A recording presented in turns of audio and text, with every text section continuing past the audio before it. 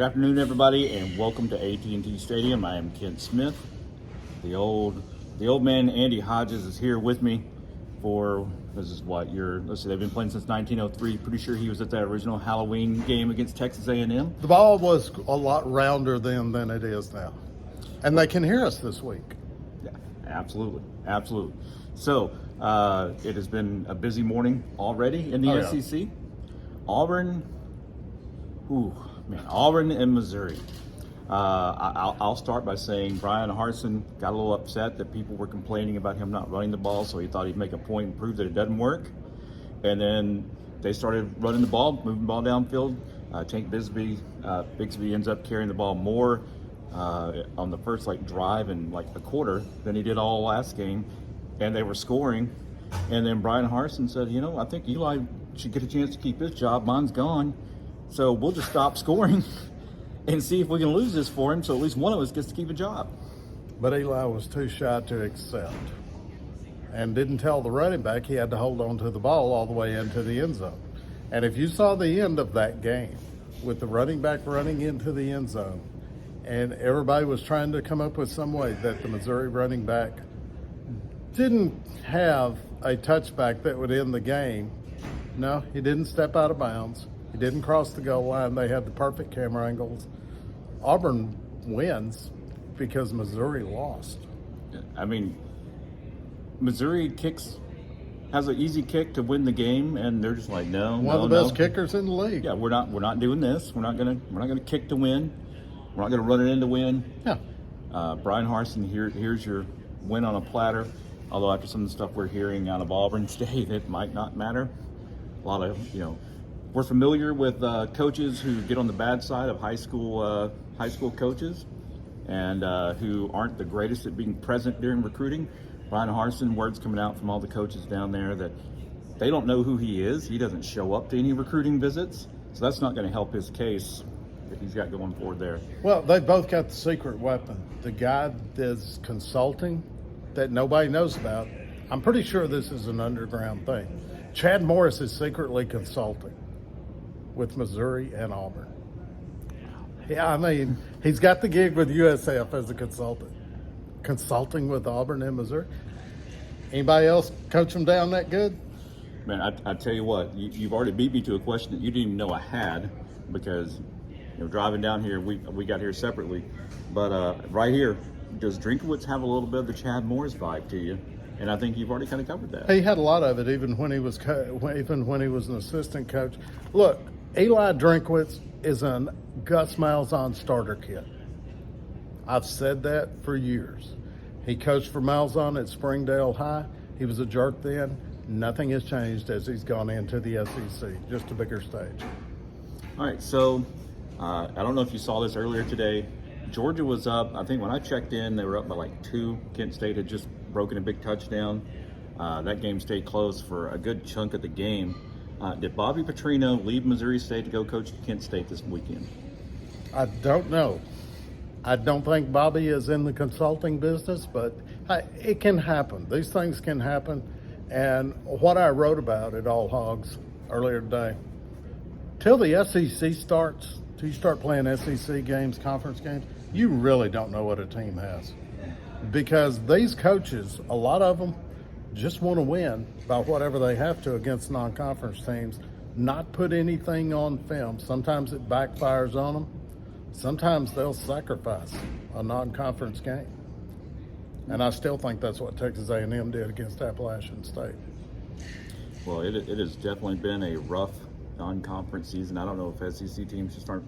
I know what happened with Arkansas. It's a bad matchup, and you've got the revenge there. But they won. Yeah, I don't know what Georgia's excuse is here. I mean, there are no such things as bad matchups for Georgia, especially in this situation. I don't remember any revenge plots coming out of there or motorcycles being wrecked. So, Coach can't get them up 12 games during a season. There's going to be one off week, even for Kirby Smart, even for Nick Saban. This may be Georgia's. So, moving on in the SEC, a team kind of near and dear to your heart. You used to live down there for a while and actually covered the team, the Ole Miss Rebels. Yeah, the Ole Miss Rebels, yes. What are we supposed to think of these guys? Do you have any kind of feel for who they are yet? No idea. I just trust in Lane Kiffin that he's going to have the Rebels in pretty good shape because that's what Lane Kiffin does. Now, are they going to win a championship? No, I'm not saying that. He's going to have them in good shape, though. So clearly they've got the defense figured out. It seems to be a guessing game, literally up to the last second on quarterback every single week. No, he says it's a guessing game. That's Jackson Dart's team. So is Ole Miss a team that can compete with, for right now, Arkansas and Alabama for an SEC West championship? Yeah, I think in the SEC West, you take Alabama, set them off to the side. I think every other team, and this is a cliche, I know, any given Saturday, any team can win among those others. I don't think, this is not the old days of handicapping, where you look at the numbers and you go, okay, he's going to do this, this, this, and this. That's going to hold true this week. Lou Holtz told us in 1978. I was sitting right there and heard it. Different week, different team. Moving on and talking about teams trying to find a way to be that third wheel in their division. We've got Florida versus Tennessee, trying to get to be that third wheel with that big date between Kentucky and Georgia. Between those two, who comes out today and gets to be the one that kind of messes things up a little bit over there? I don't think Florida's got as many problems as a lot of people have this year. I think Florida is better than a lot of people thought. Are they ready to challenge Georgia? I'm not sure, but I think they're ready to challenge Tennessee. You know, they've got a lot of they got a lot of injuries over there at Florida. They got 2 starters out today. They got 3 backups that are out. But what they also don't have is a passing touchdown this year, and they also don't have.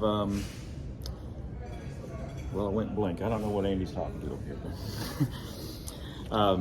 What they don't have is a passing touchdown this year, and Kentucky is a team that can really, they're a football school now. We were talking about that earlier. Not a basketball school anymore. You can't end up on the one shining moment for the wrong reason and call yourself a basketball school, especially since it's been so long since Kentucky's managed to do anything in the NCAA tournament. So they're a football school now.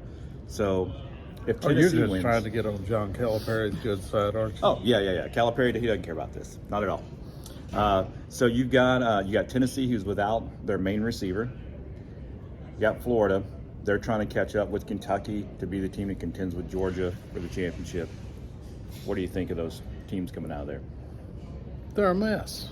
I mean, it's like the West. You've got a group of teams. Take South Carolina and Vanderbilt out of it over in the East. You've got a group of teams under Georgia, and you shake them up in a bag. It's going to be different week, different team. Whoever does it best that week is going to come out on top. Now, it hasn't been that long since, I think it was South Carolina ended up pulling the big upset over Georgia that kind of messed things up for them. Mm-hmm. Can that happen again this year? I mean, we saw what happened with Kent State today, but getting ready for an SEC team's a bit different. There's a little more focus. Anything can happen. Anything can happen. Whether it will, I wouldn't predict it. But yeah, I mean, Georgia's going to have to help them. Georgia's going to have to do a lot to lose the game, more so than South Carolina try to win it. All right. Well, speaking of anything that can happen, later today we will have our preview for the Arkansas. Right behind me here, you can take a look. We'll have our preview of the Arkansas-Texas A&M game. That can happen if the battery will hold up here, and hopefully you'll join us for that. And until then, I'm Kent Smith, Andy Hodges for allHOGS. See ya. We'll see you in a little bit.